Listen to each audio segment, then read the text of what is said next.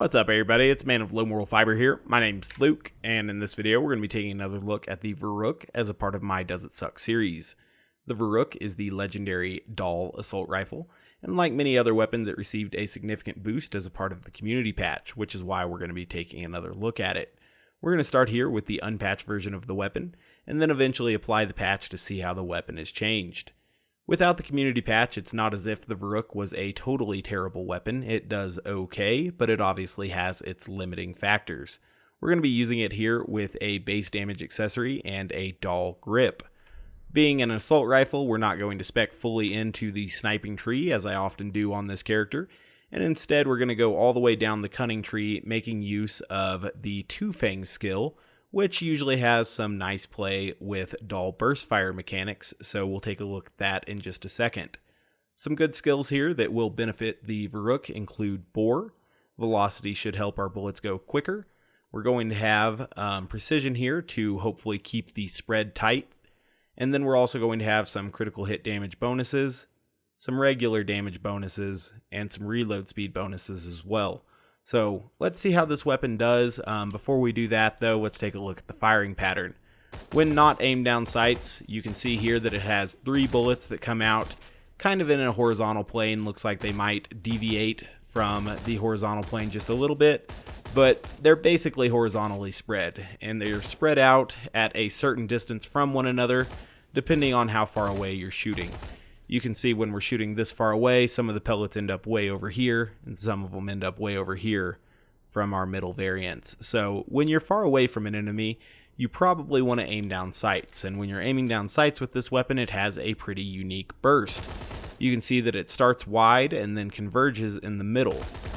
And I think it would just converge in the middle every time, but since I am spec'd into Two Fang, sometimes we get a variable burst size, and that causes it to come in and then spread out and sometimes converge a second time, just depending on how big your burst size is. Obviously that kind of comes down to a random number generator, so it's a little bit hard to predict the pattern that you will get. You'll also notice when firing the weapon it does take 2 ammo every single shot, and so because of that you can really run through your ammo stores quite quickly. The base damage on this weapon right now is about 273k if we're rounding up. It does have the 3 pellets though, so that's pretty cool. Other than that, the weapon has good accuracy, it's got a pretty solid fire rate, and it does have a relatively deep magazine. The reload speed isn't that bad either at 2.8. Let's go ahead and take a look at how this weapon performs real quick before we apply the patch, so that we can get a feel for the change in potency. We're going to start with this first loader here and not slag him. Potentially he might get slagged because of my antagonist shield, which did see fit to slag me, which is always nice. So, you can see here that we're already 2 mags deep into this guy, I think, and he's not quite dead yet. So, he definitely lacks a little bit of potency. If we scoot a little bit closer to him, he'll die a little bit quicker because we're getting more of that spread onto him. Let's take a look at a situation where this weapon might perform a little bit more admirably, and that's going to be here where we have multiple enemies grouped up. So all of their critical hits are kind of on this line, and you can see here that with 1 burst we took out 3 enemies. So there are definitely situations where this weapon performs really well, specifically with bore. I haven't tested this weapon with every character, but I know that it can be efficient on Zero because of his bore skill, which is pretty cool. There's an enemy way over there that I don't think will be able to bore all the way to, but even he, without slag, still took about half of his health from that little attack there. So that's pretty cool. And then once he is slagged, we can obviously finish him off. So I don't think we'll be able to line up a bore on these guys, but I'm going to try. Looks like the gun loader wasn't really into my plan there, so no biggie. So at range here, this weapon might be a little bit less effective, but so long as there's an enemy behind the enemy we're shooting at, it does okay. Alright, so there's an exploder there. We'll let him run away, and then we'll kill this guy real quick. I'm not expecting to one-shot one kill here because we have such a deep magazine. I didn't expect to be getting that bonus too awful often. Let's go take a look at how it does against this super badass loader, and then we'll apply the community patch just to, see how it has changed. Because this weapon here has that special, interaction with bore, I did want to show that even without the community patch, it's still a fairly effective boring weapon. You can see here that it also took out a super badass loader in under 1 magazine. Obviously that was with slag and deception, but it did okay. Slag, deception, and deathmark. Anywho, let's apply the community patch and see how the weapon has changed. The patch notes for this weapon say that the base damage was increased by 10%, and the ammo usage was decreased to 1 ammo per shot. So now we should be theoretically able to fire the weapon and have it go only from 39 to 38. We actually kind of got lucky with Two Fang not applying there as I said that, because Two Fang, I think, has a 60% chance for an extra shot. Is that correct? Yeah, a 60% chance for an extra shot. So it should be adding quite a bit to our burst size, which is kind of cool. Now, the pitchfork with the community patch obviously got a lot better just by reducing its ammo consumption. So maybe the Veruc will be a lot better now. It'll be interesting to see. I've always thought it was a little bit weird that the Veruc was such a middle-of-the-road legendary when the enemy that drops it, you know, is right next to the enemy that drops this, which is obviously one of the best weapons in the game, and it's absolutely one of the best snipers in the game, arguably the flat-out best. It has to compete with the Pimpernel. I kind of consider them 1A and 1 Alpha. They are both so very potent and so dominating in certain situations. Either way, though, the Pimpernel is a DLC weapon. And so in the base game, the Lyuda, I would say, is kind of tied for the most powerful weapon there. You know, there are 3, in my opinion, really powerful weapons from the main game: the Norfleet, the Unkempt Herald, and the Lyuda. And obviously, the Veruc does not hold a candle to the Lyuda. And so they even kind of have a similar firing pattern, right? You know, the three round horizontal spread there. Scoot back just a little because I am spec'ing the velocity, but you can see the 3 round horizontal spread. And so they're kind of related in that respect, right? They've got the 3 round horizontal spread.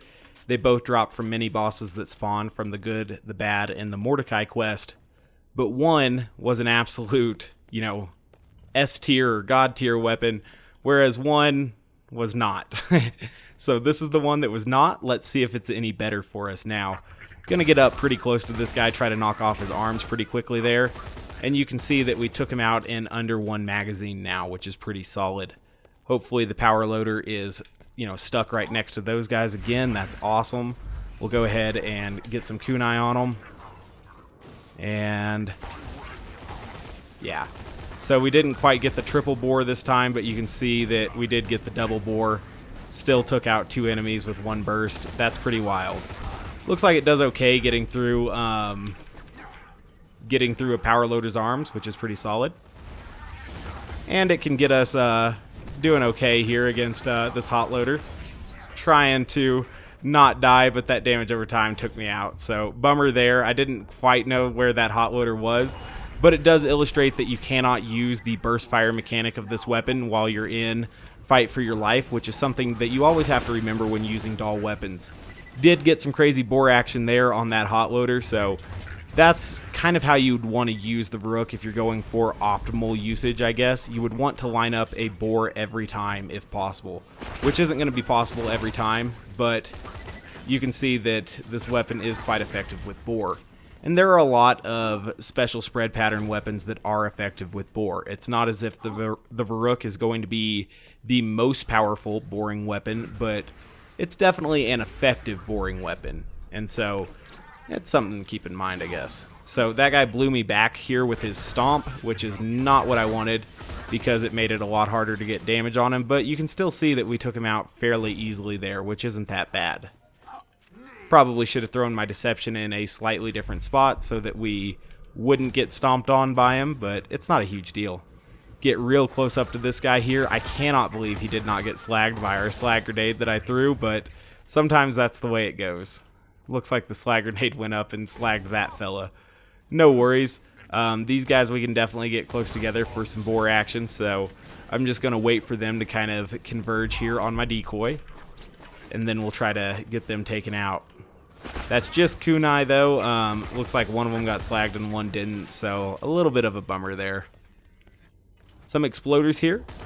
We can see that it does take out their limbs pretty easily, so you can disable loaders even without slag, which is nice. You can kill them even without slag. So the weapon's pretty potent now. Like I said, it got a slight base damage increase of 10% there. Now it's at 284k, which is pretty solid.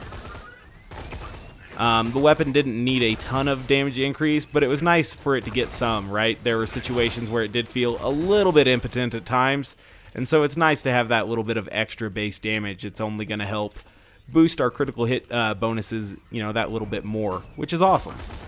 Looks like we're getting some extra exploders here. Another opportunity to see the weapon, you know, really do okay against those exploders, which is nice.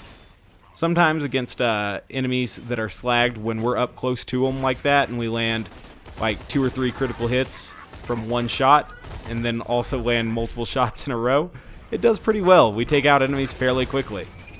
It's good stuff.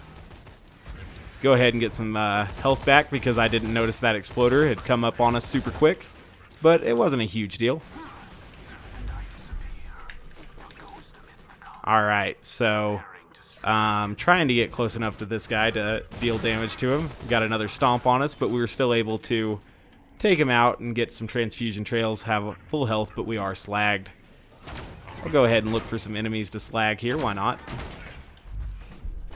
Alright, so I don't know if we'll be able to line up a boar here, but I'm going to try. Excellent. So that's where this weapon does well. It's kind of like a ninja AR in a way, right? You're trying to line up these boar shots with it and sneak around while you're in deception and stuff. That's when it does its best. Cool.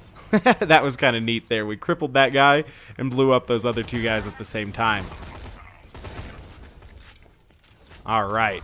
So let's go look for another angle here where we might be able to get some boar action. I just wish I had them all slagged. Perhaps I could have done something to spread some slag around before this, but that would have made our boar a little bit more explosive. So you can see that even when you're not getting, you know, super cool boar action, this weapon still does alright. And when you are getting super cool boar action, it does well. So I would say that just by increasing the base damage by 10% and decreasing the ammo usage of it to 1 ammo per shot, this has moved from like a pretty meh weapon to a solid weapon. Like, it's good now, which is, you know, awesome. I think that it should be good. I think it looks cool, right?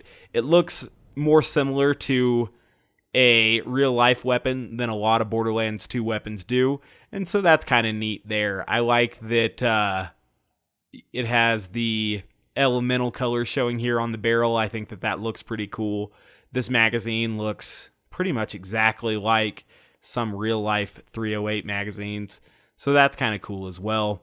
I do like the Dahl styling here on some of their other components as well, and these rails look very, very similar to like what a real-life Picatinny rail would look like, so that's pretty cool. I definitely like the aesthetic of the weapon, and like I said, since it spawns right next to the Lyuda, I've always wanted it to be a little bit better, because you know, the weapon you farm, the enemy you farm this from spawns right next to an enemy that drops a very high tier weapon, and this weapon was a big letdown in comparison to that. So if you were farming for them both at the same time, getting this was a letdown, and, you know, getting a Lyuda was a huge blessing. So it's a little bit better now. It's still not as good as the Lyuda, but it's good that the disparity is not quite as large, that there's not quite as polarizing of a contrast between the two weapons, because why in the world would they make one weapon so much better than the other one, you know?